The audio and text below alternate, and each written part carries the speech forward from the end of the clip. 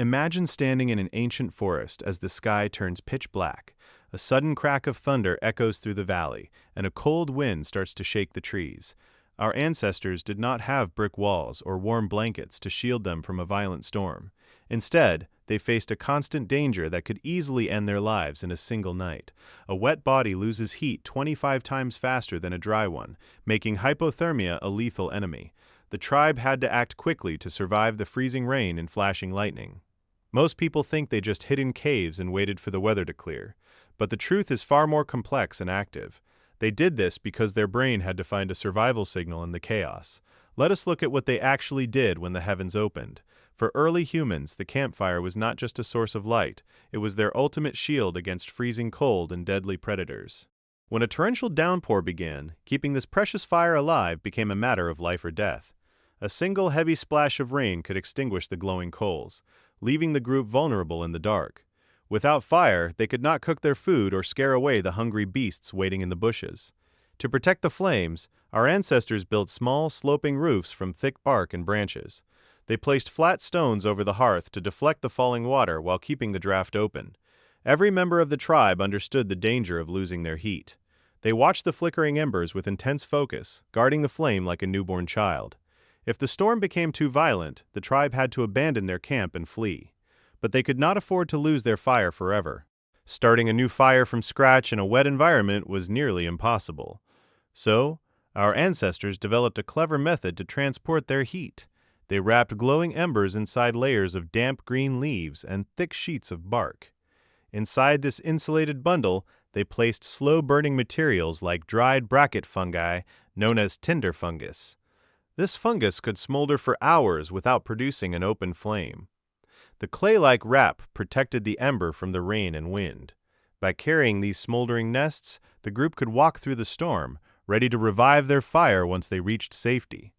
The open plains offered no safety when lightning began to strike. Early humans quickly learned that standing under a tall, isolated tree was a fatal mistake.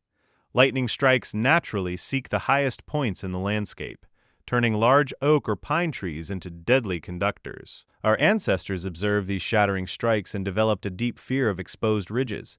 When a storm approached, they sought shelter in low-lying depressions and natural valleys.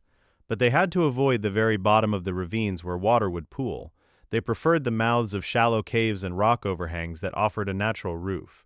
These stone shields protected them from direct strikes and falling debris. They understood that surviving lightning required reading the natural shapes of the earth. Violent storm winds brought another silent killer to the ancient forest. High winds can tear through the forest canopy, uprooting large trees and snapping heavy branches. Archaeologists refer to this destructive phenomenon as wind throw, and it posed a constant threat to early human camps. A falling branch could easily crush a sleeping child, or destroy a carefully built shelter. Lean-tos made of brushwood and leaves were easily ripped apart by strong gusts.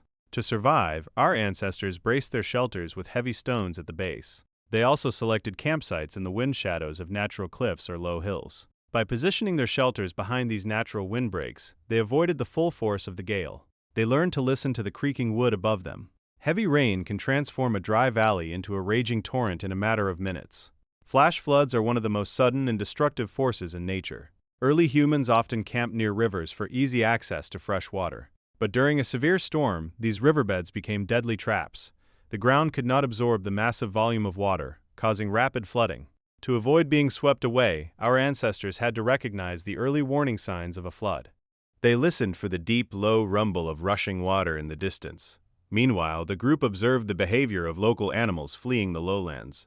The moment they sensed danger, the tribe had to move.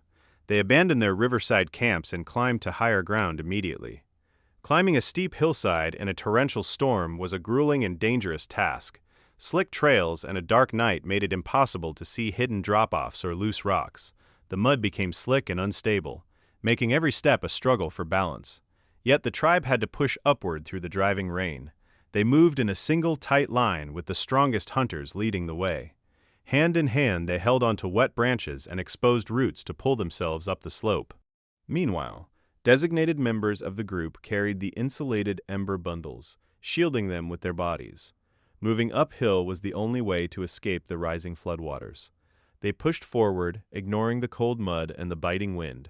focused entirely on reaching the safety of the high ridges. Once they reached higher ground, the battle against the cold intensified. Wet skin loses heat rapidly, and a sudden drop in temperature can trigger hypothermia. Early humans did not have waterproof coats to keep themselves dry. Instead, they relied on shared warmth and primitive insulation. The tribe huddled closely together inside shallow rock shelters or under large animal hides. By pressing their bodies against one another, they created a collective thermal engine. This shared body heat kept their core temperatures stable through the worst of the storm. They also layered dry leaves and grass bedding to insulate themselves from the cold stone floor. Huddling was not just a social habit. This was a vital survival instinct that kept the youngest and weakest members of the tribe alive. Surviving a severe storm required absolute discipline and cooperation from every member of the tribe. The group could not afford panic or individual panic. While the storm raged, the tribe divided their tasks to ensure collective safety. Some stood sentinel near the mouth of the shelter, watching the rising water levels and scanning for predators. Others focused entirely on maintaining the preserved embers, feeding them tiny bits of dry bark to keep them alive. The strongest members stood on the outer edges of the huddle, blocking the wind for the children and elders in the center. This division of labor was essential for survival. By working as a single organism, the tribe turned a chaotic threat into a manageable situation. Their cooperation was their shield. Archaeological discoveries reveal how early humans reinforced their storm shelters. Excavations at the ancient site of Terra Amata in France, dating back 400,000 years, show evidence of sophisticated hut construction. The hunter-gatherers who lived there did not just throw branches together. They placed heavy stone rings around the base of their huts to anchor the wooden support poles against the wind. In other regions, Neanderthals used large mammoth bones and heavy rocks to secure their hide-covered tents. When they utilized caves, they did not sleep in the damp, drafty interiors. They set up their bedding near the cave mouth where the air was dry and fire smoke could escape. These archaeological clues show a deep understanding of engineering and microtopography. Today, we live inside insulated houses with central heating and automated systems. We do not have to worry about our fires being extinguished by the rain. Yet, our brain still carries this ancient instinct. When a violent storm hits, many people feel a strong instinctive urge to cozy up indoors.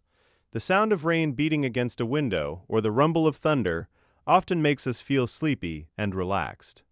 This mismatch is an evolution of a time when storm sounds meant the tribe was safe inside a dry shelter. The sound of rain signaled that predators were not hunting and that we were secure with our group. We still seek that ancient feeling of safety today. As the storm finally passes, the dark clouds break to reveal the morning sun. The wet forest is quiet, and the rushing floodwaters begin to recede. Inside the rock shelter, a hunter carefully opens the damp bark bundle, blowing gently on the preserved coal. A thin wisp of smoke rises, and a bright yellow flame licks a pile of dry grass. The fire is reborn, bringing warmth and safety back to the camp. Our ancestors survived the fury of the sky, not through brute force, but through cooperation and clever technology. The same survival instincts that kept their fire burning still guide our behavior today. We are the descendants of those who stood together in the dark, keeping the fire alive through the storm.